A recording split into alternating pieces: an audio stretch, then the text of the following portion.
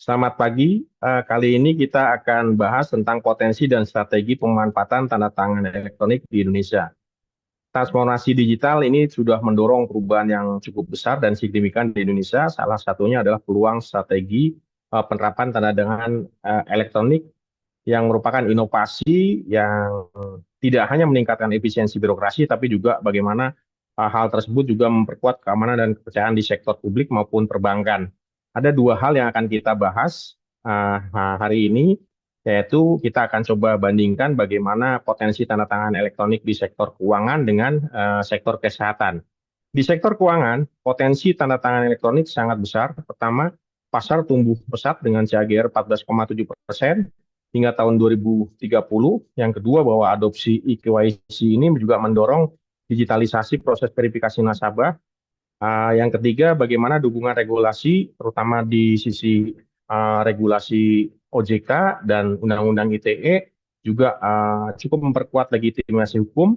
Dan yang terakhir, bagaimana efisiensi serta keamanan transaksi ini menjadi keunggulan utama yang dibutuhkan bagi perbankan modern. Yang kedua adalah bagaimana potensi tanda tangan elektronik di sektor layanan kesehatan.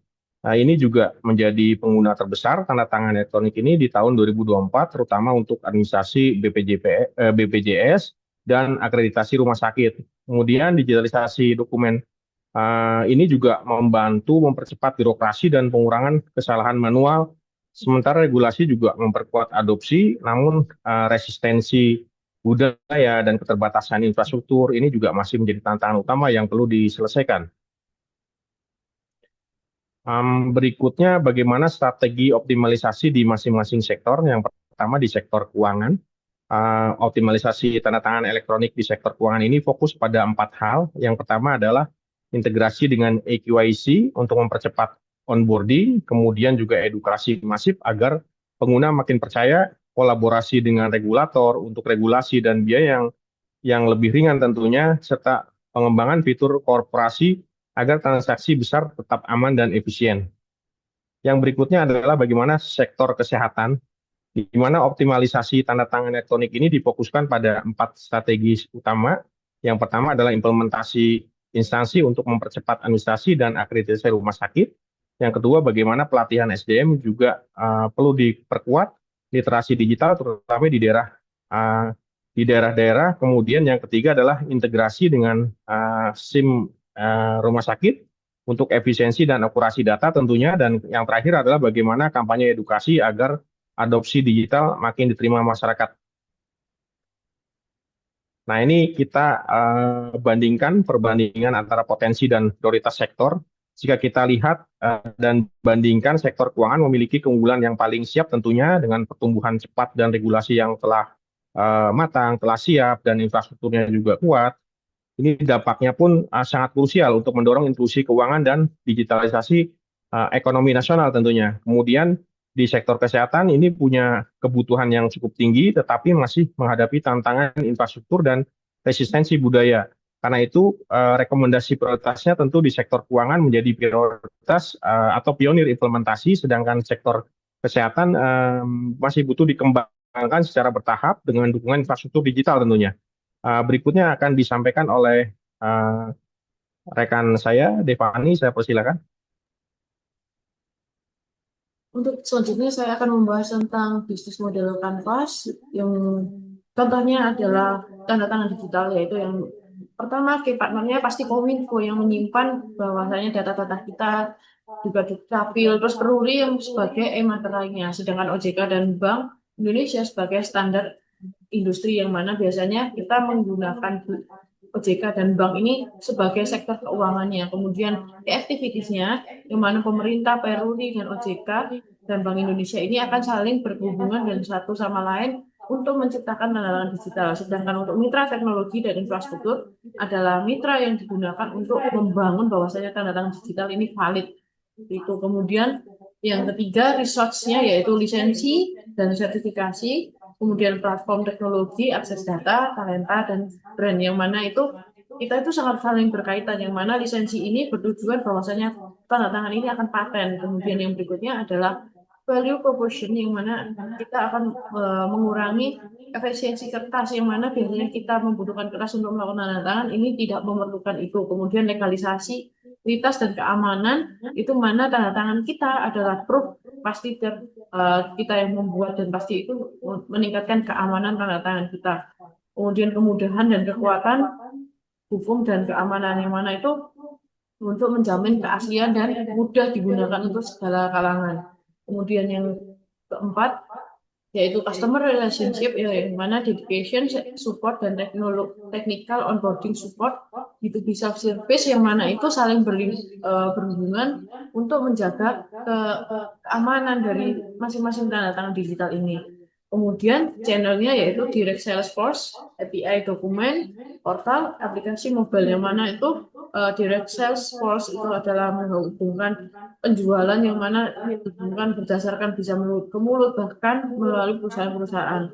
Kemudian API dokumen dan aplikasi mobile ini akan adalah penunjang tentu bagaimana terciptanya tanda tangan digital. Kemudian yang berikutnya ada customer segment, yaitu industri jasa keuangan, perusahaan, platform digital, dan masyarakat, bahkan dunia pendidikan yang mana tanda tangan digital itu sangat amat diperlukan di bidang-bidang tersebut. Kemudian yang berikutnya ada cost structure yang mana itu kebutuhan keuangan yang diperlukan yaitu biaya kepatuhan dan verifikasi, biaya akses API, ke capil, terus pajak, gaji karyawan, teknologi dan infrastruktur. Yang mana itu biaya kepatuhan merupakan biaya asuransi tentang keamanan dari tanda tangan digital kita. Sedangkan biaya akses itu untuk mengakses API dari Dukcapil untuk memperoleh hasil yang baik, yang mana menyesuaikan dengan tanda tangan yang kita buat. Sedangkan pajak, gaji karyawan, dan teknologi infrastruktur merupakan pengeluaran yang dilakukan perusahaan untuk membangun perusahaan tersebut. Sedangkan untuk yang berikutnya ada revenue stream yang mana enterprise, paket berlangganan, dan penjualan materai yang mana kita mendapatkan keuntungan dari tangan digital yaitu dari enterprise, kemudian paket berlangganan dari customer yang menggunakannya, dan penjualan materainya. Kemudian berikutnya ada tantangan dan hambatan umum, yaitu beban biaya yang mana beban biaya ini ditanggungkan oleh kita, yang mana ditanggungkan ini kita melalui tanda tangan digital. Kemudian ada literasi digital yang mana resistensi terhadap perubahan atau literasi digital di kalangan pengguna. Kemudian infrastruktur yang memang kita saat ini sedang membangun infrastruktur untuk tanda tangan digital.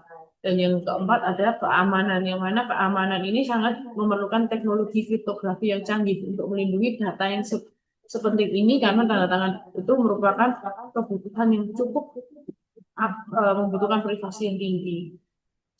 Kemudian studi kasus, esai dan pemerintah dan korporasi, yang mana kita dibutuhkan yaitu di dalam bidang kementerian, BUMN, dan perusahaan besar.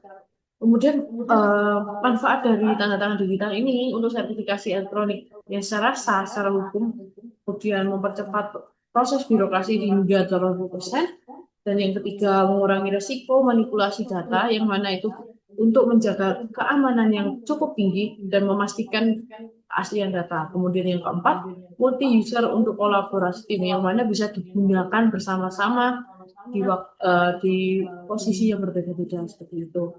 Dan yang selanjutnya ada kesimpulan dan rekomendasi, yaitu potensi yang besar, yang mana itu sangat amat dibutuhkan dalam sektor keuangan dan kesehatan untuk memperkuat regulasi dan teknologi yang terus berkembang. Kemudian yang kedua ada prioritas keuangan, yang mana itu sangat berhemat karena tidak mengeluarkan keefisiensi kertas, bahkan pulpen dan sebagainya.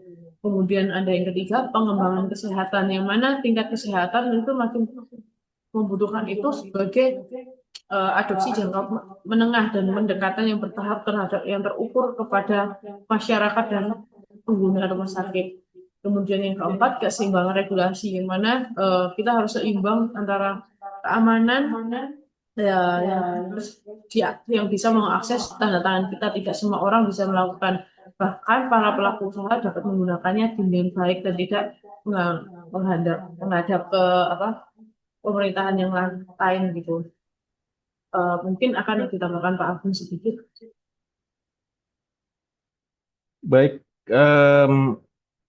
sebelum kita akhiri mungkin ada beberapa closing statement ya bahwa kita perlu optimalkan pemanfaatan tanda tangan elektronik untuk mendorong masa depan digital Indonesia. Teknologi ini tentu bukan hanya sekedar alat, tetapi fondasi, efisiensi, transparansi, dan kolaborasi strategis antara pemerintah, swasta, dan masyarakat tentunya. Tanda tangan digital atau tanda tangan elektronik ini adalah kunci ekonomi digital untuk mewujudkan layanan publik yang cepat, aman, dan terpercaya bagi seluruh rakyat Indonesia. Ayo optimalkan tanda tangan elektronik untuk masa depan digital Indonesia. Demikian disampaikan. Terima kasih.